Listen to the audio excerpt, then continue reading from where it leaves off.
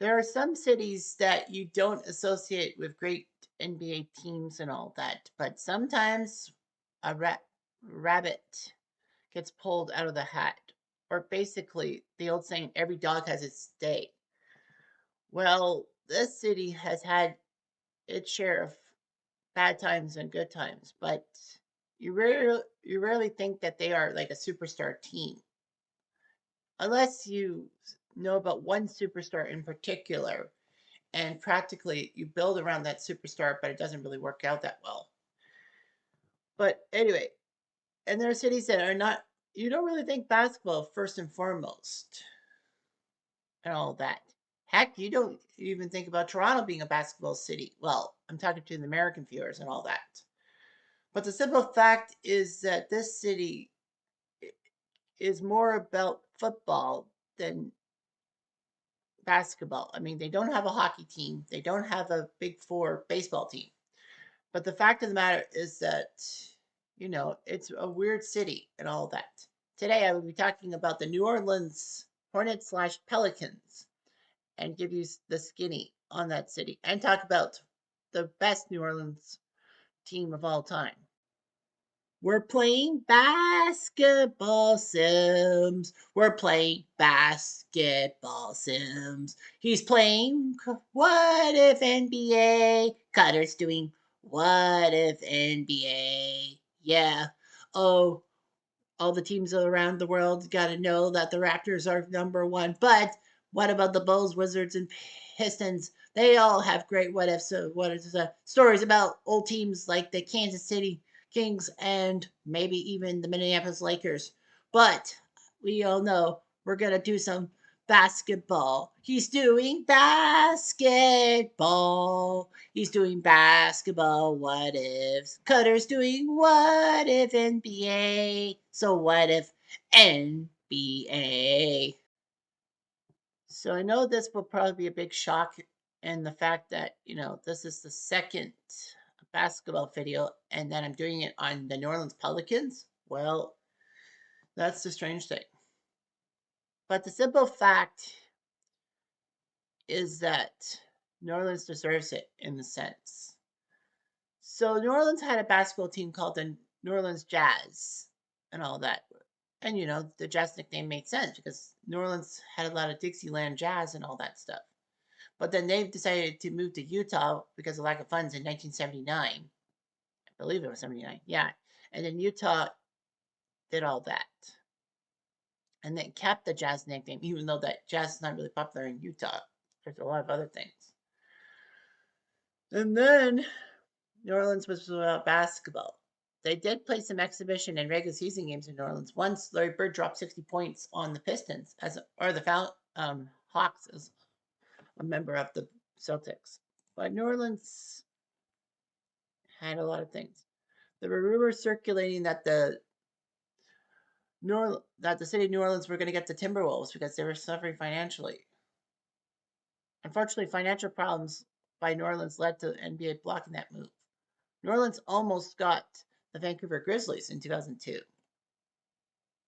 but they didn't. So the New Orleans city got their basketball team by way of a broke owner, George Shin, as he couldn't make ends meet in Charlotte for the Hornets, even though that Charlotte should be a good basketball city, with it being North Carolina and being close to the triangle of NC State, Duke, and and North Carolina. Anyhow, New Orleans got their franchise in 2002, 2003 that the Hornets would go to New Orleans. Unfortunately, the city of New Orleans would suffer in 2005 because of Hurricane Katrina. Because of that, the Pelicans had to move ship and they were practically relocated to Oklahoma City. So for 2 years, the New Orleans Hornets were technically called the New Orleans slash Oklahoma City Hornets and all that. That's kind of weird how you would have a team known with two cities in two different states. It took a while, but for the 2007-2008 season, the city of New Orleans got their Hornets back, and Oklahoma City would have to wait a few years until Seattle moved to Oklahoma City and all that. So the New Orleans Hornets would actually change their name to the New Orleans Pelicans after the 2013 season. Kind of weird. Pelicans for basketball and all that. Of course, that one mascot, baby cakes and all that, was creepy as fuck. The NBA made a rule after after the Hornets changed their name to the Pelicans, Charlotte changed their name from the Bobcats to the Hornets. And in a big move, the NBA announced that the Charlotte Hornets era would still count for Charlotte, which means that the NBA officially considers the New Orleans franchise an expansion team that began in 2002, 2003. Kind of weird. They've been to the playoffs 9 times as a team. So it's kind of weird. But anyway, New Orleans has one superstar. His name, Anthony Davis, known as the Brow for his unibrow, while playing for U Kentucky. And basically, they tried to build around him, but unfortunately, they couldn't build around him for some strange reason. So the fact of the matter is that, they had to trade Anthony Davis out of New Orleans because, he was going to be financially viable and it's going to be like they would have to break the bank to keep him. New Orleans has had a few good seasons here and there, but not really known for their basketball as much proudness. So let's take a look at the best franchise in Hornet/Pelicans history. It's a tale of woe and sacrifice. So the 2008 New Orleans Hornets season was the sixth in the Hornets thing. They returned to New Orleans full time for the first time since 2005. So practically, you know, after the Hornets lost, well, New Orleans lost the Hornets because of Hurricane Katrina to Oklahoma City. There was an option to play part of the season in Oklahoma City as they did the previous 2 years, but they decided to stay in New Orleans. So the Hornets were decent. In February 2008, Bobby Jackson was traded to Houston and alongside Adam Haleska for Bonzi Wells and Mike James as part of a 3-team deal. The Hornets put up 56 wins, good enough for winning the Southwest Division, marked the first division title for the franchise, and made them the 2 seed in the Western playoffs. They were pretty good. It was the only time the city of New Orleans has seen a 50-win season as the Hornets/Pelicans. Byron Scott was named Coach of the Year for obvious reasons. And then April 29th, they took care of the 7-seed Dallas Mavericks in 5 games, winning the series. It was the first time in franchise history they won a playoff series. Chris Paul was at his peak when he was with New Orleans and all that. Unfortunately, San Antonio would win Game 7 in New Orleans and would face the Lakers in the Western Finals, which they lost. And then the Lakers then lost to the Celtics. It was the first time that a non-Texas based team won the Southwest Division. Well, of course, the Southwest Division, both Houston, San Antonio, and Dallas, they were running the Southwest Division for the state of Texas. Memphis would be the next team in 2022 to do that. And New Orleans would not win a playoff series till 2018.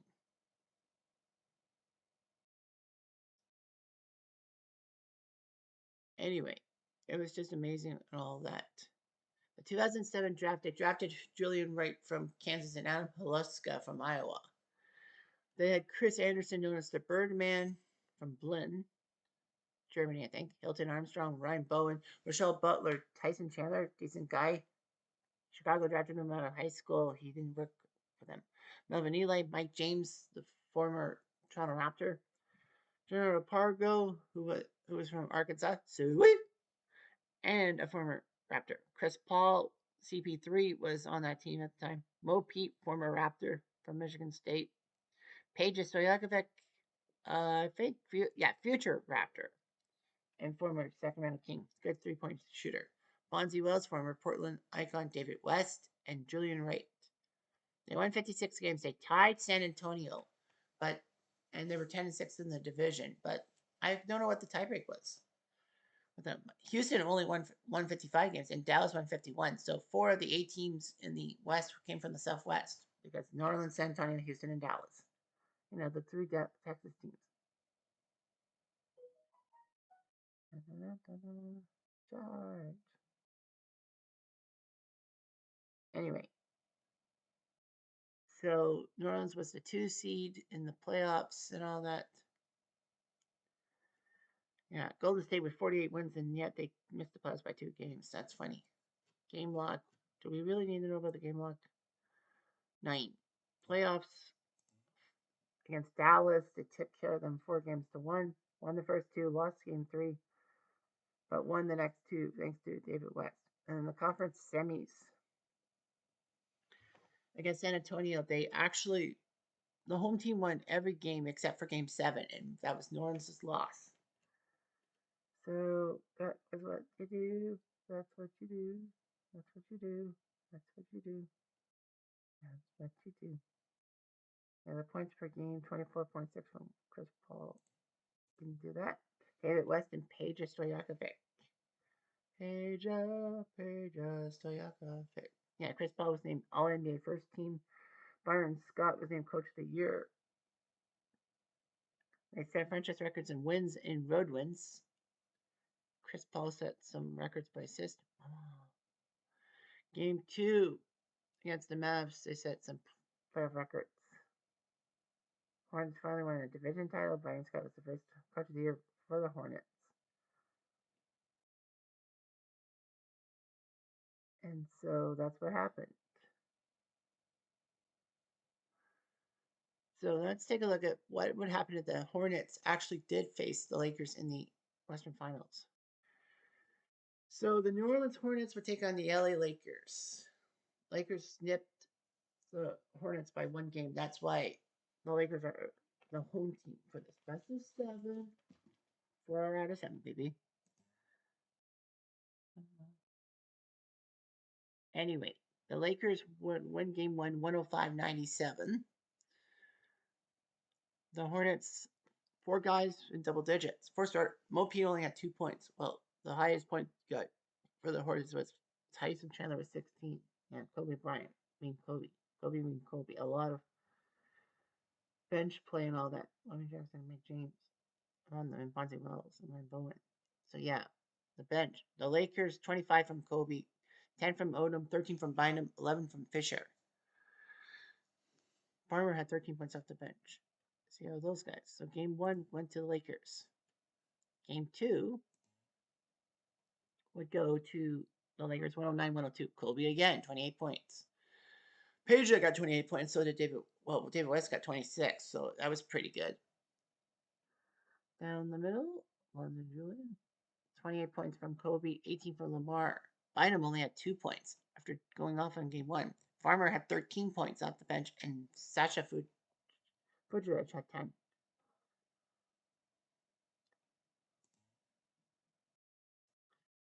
The Lakers are up 2-0, switch to New Orleans. And we would see the Lakers win 119-106 as Kobe shot out the lights in New Orleans with 40 points. Bynum 21, Fisher 13. So Farmer again off the bench for 10. Jordan. Anyway, Ira and Brian and Criddin and Evans and Mabanga. No, wait. Chris Paul with 27. Peja with 22. David West with 19. The bench didn't really work out that well either. So Marcus Finchius.